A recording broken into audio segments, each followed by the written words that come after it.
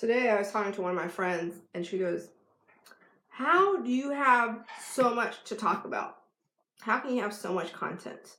And I realize every day I learn more and more things, and every day I learn I really don't know that much at all, and I keep learning more and more and more things. And my husband says this before. He goes, "The more you learn, the more you educate yourself, is the more you understand. You understand like how very little you actually know."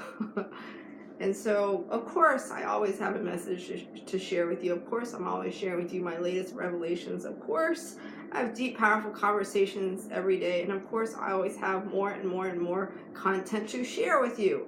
There is an infinite amount of content to share with you because there's always more opportunities for our soul's expansion and growth.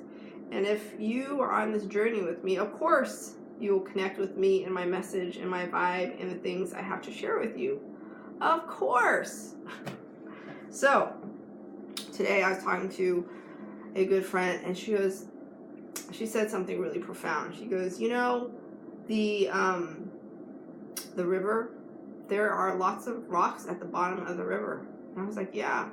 And she goes, do you know that when the river goes through the rocks, all the bumpy rocks at the bottom of the riverbed, the rocks is actually helping filter and cleanse the water so that at the end of the water's journey it's ready for you to drink. And if you've ever had a sip of that water at the end of the purification and cleansing process, there's nothing like it. The structured water is so refreshing, so crisp, so oxygenating. It's so vital for your body. When it hits your lips and it goes into your body, you just know this is the way the water is supposed to be, and this is the way water could taste. And I was like, oh my gosh, that is so deep and so profound, and that is such a great analogy to life, right? We think of the bumps and the obstacles and the things in our life that really help us expand and grow and make us a better person.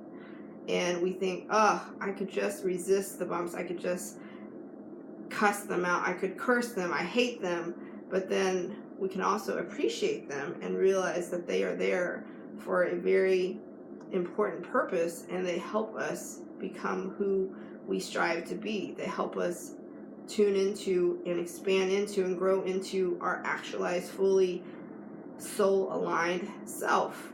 Really. Isn't that profound? And so I was just thinking about that, and I was thinking about all the triggers in our life, and I was thinking about the challenges that we face. And if the world is your mirror and everything that you see, if you have a receptor, an enzyme and a coenzyme, then when something out there is triggering you, that means that it's something that exists within you. And one of the greatest things I like to do is, if I am triggered by something, then I will ask myself, what advice would I give that person or thing? And I realize, and if I took that advice on for myself, then that is the very advice I need to hear.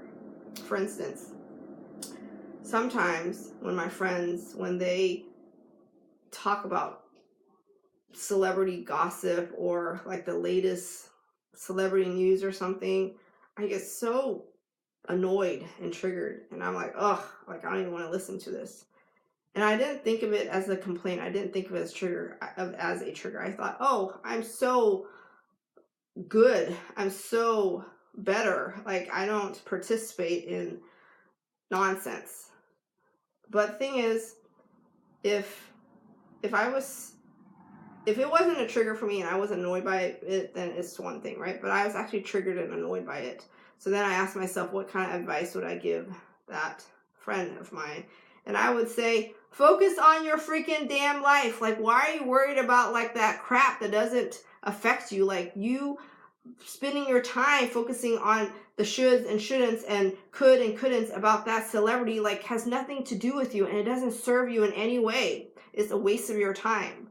And I was like, okay, Tawana, if you were to take that advice yourself, how does that apply to you in your life?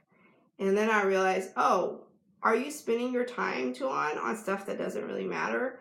And are you instead owning the aspects of your life like that really do matter? Do you?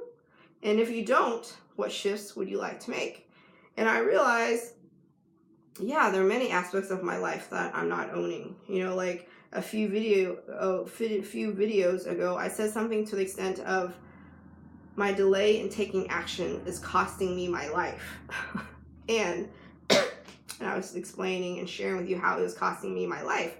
And one of the things that was costing me my life was delaying Ava from sleeping in her own bed. Because before, when she was like never awakened by me getting up out of bed, like I co-sleep with her, and it was very convenient during the times when I nursed her. And then after that, the next thing to do was to transition her into her own bed, which is a step I did not take. And I just delayed it because I just love like being there with her, and she's so sweet and cute and adorable, and she lays on my belly, and she's this beautiful baby, and she's not a baby anymore, but I just love spending time with her. But the delay of transitioning her to her own bed prevented me from getting a lot of aspects of my life in order. Like I was not getting up early to meditate, to work out. And so then those would be the things I try to squeeze in after work, which wasn't always realistic and didn't always make sense. And so it was me not owning that aspect of my life. Like the advice I was giving to my friend about like, focus on the stuff that really matters in your life was the same with me.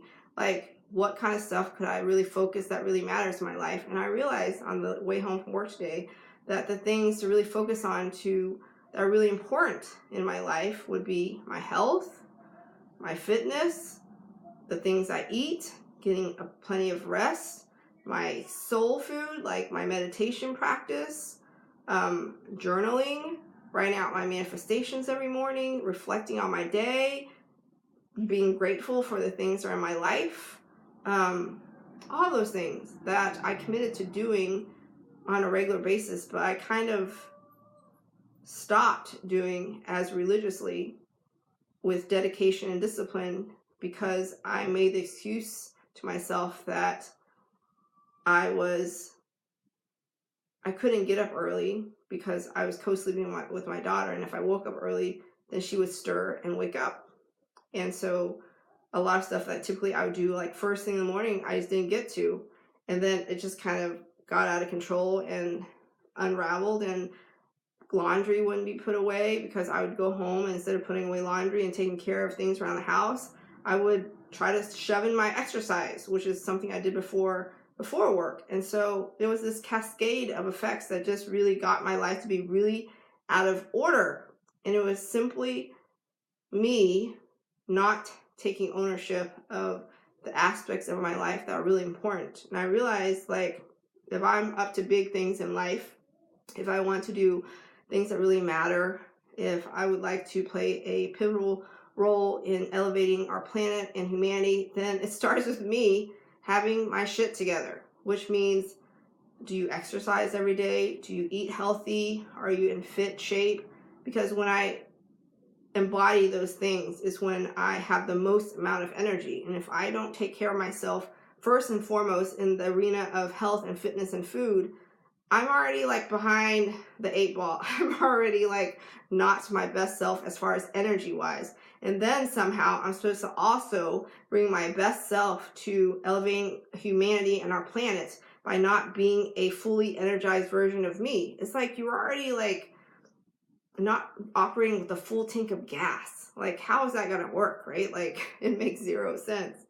So when I drove home today, I realized, oh my gosh, you being so triggered by someone focusing on gossip and celebrity stuff is also a way for you to take the advice and realize, like, you're not focusing on the things that really matter in your life, which starts right here at home in the center of everything and starts there, right? If the house is organized, the clothes are put away, the fitness and the exercise is taking place, healthy food is put on the table and into our bodies, we're drinking plenty of water, we're getting 8 hours of sleep, we're meditating what we said we would meditate each day. We're journaling, we're processing our emotions. We have healthy reflection and intentions and manifestations, and just really living with intention and slowing down in a way. Then